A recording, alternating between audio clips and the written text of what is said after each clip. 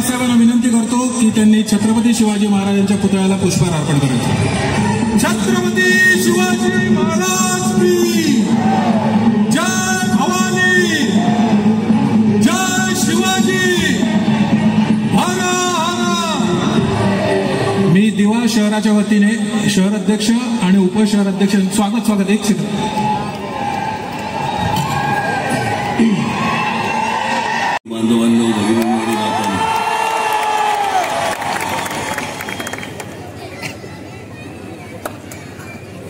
अरे राजू,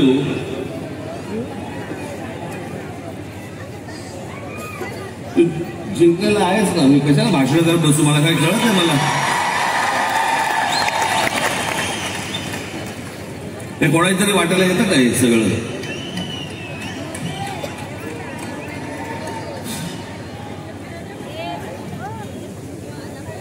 निवडणूक आता शेवटच्या टप्प्यावरती येऊन ठेपलेली आहे।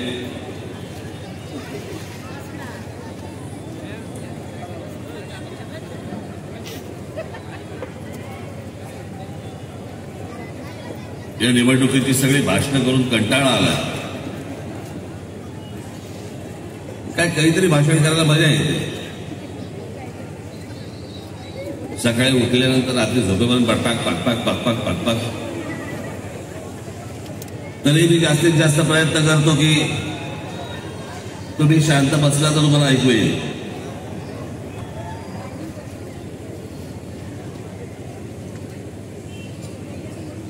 तरी मी जास्तीत जास्त प्रयत्न करतो काहीतरी प्रत्येक भाषणामध्ये काही वेगळे मुद्दे आणावेत। असा होतो, त्याच्यामुळे लोकांना वाटतं असं तर चिडलेला असतो, तर मी काय चिडलेला नसतो।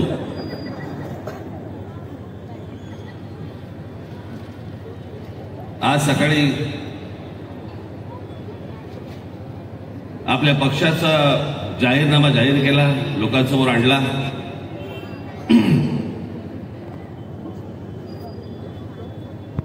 महाराष्ट्र नवनिर्माण सेना हा एकमेव राजकीय पक्ष आहे की ज्याने जाहीरनाम्यामध्ये काय करणार हे सांगितलंय आणि कसं करणार हे पण सांगितलंय।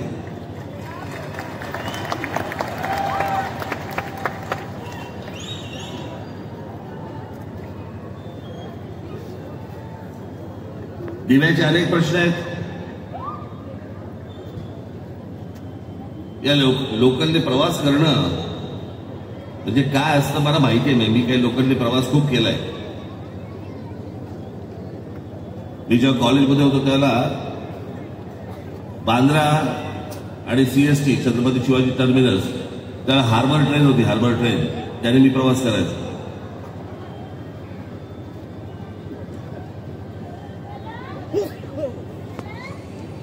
आणि मग ती अशी भरत भरत भरत भरत भरत जायची। लोक कसे आत यायचे, कसे बाहेर जायचे, प्रश्न विचारत बसायचे। या जाहीरनामा जो प्रसिद्ध केला, सकाळी पत्रकार परिषद घेतली, प्रश्न हेच सुरू झाले। मग मी त्याला म्हटलं, बाबा मला या प्रश्नांच्या उत्तरासाठी वेळ नाहीये, तुम्हाला महाराष्ट्राच्या विकासासंदर्भात जर काही प्रश्न विचारायचे असतील, जे मी त्या जाहीरनाम्यात दिलेले आहेत त्याच्याबद्दल तुम्हाला काही प्रश्न विचारायचे असतील तर विचारा।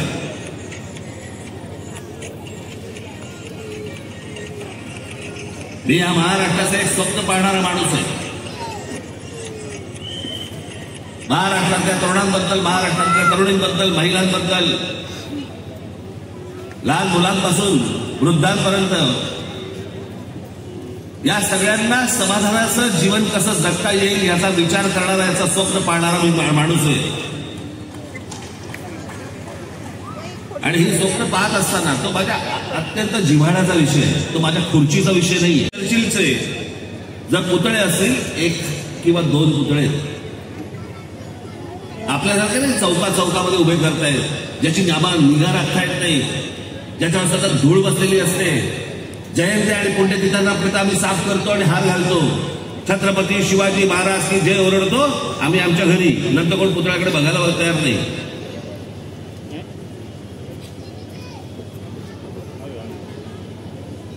आमच्या छत्रपती शिवरायांचे गडकिल्ले जर समजा उत्तम केले तर आमच्या येणाऱ्या भावी पिढ्यांना कळेल आमचा राजा कोण होऊन गेला आणि जग ही गोष्ट बघायला येईल। अख्खं जग बघायला येईल की हा केवढा मोठा राजा होता.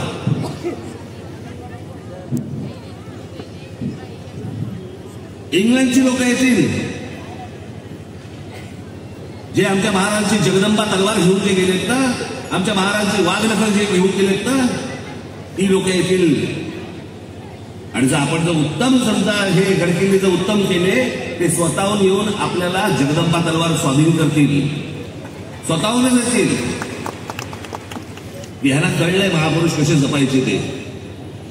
आम्ही तुम्हाला रस्ते देऊ, आम्ही तुम्हाला पाणी देऊ, आम्ही तुम्हाला वीज देऊ, आम्ही तुम्हाला शिक्षण देऊ, आम्ही तुम्हाला आरोग्य देऊ. अरे ह्याच्यात बाहेर कसे येणार आम्ही? या मूलभूत गरजांमधून बाहेर आलो तर वेगळा विचार करू ना आम्ही. आत्ता येताना या दिव्याच्या रस्त्यावर येताना फुटपाथ नव्हताच. जिथून रस्ता सुरू होता त्याच्या पुढे सगळे फेरीवाले येऊन मध्ये बसले होते. गाड्या चोरून चालू होते मधून, ज्यांच्यासाठी रस्ता होता. आज या सगळ्या गोष्टी रस्त्यावरती आलेल्या आहेत. पण जे फेरीवाले आहेत त्यांना काही आपण विशिष्ट जागा करून देणार आहोत का? त्या फेरीवाल्यांकडे तुम्ही गेलं पाहिजे आणि जाऊन एका विशिष्ट जागेमध्ये ते बसले पाहिजेत.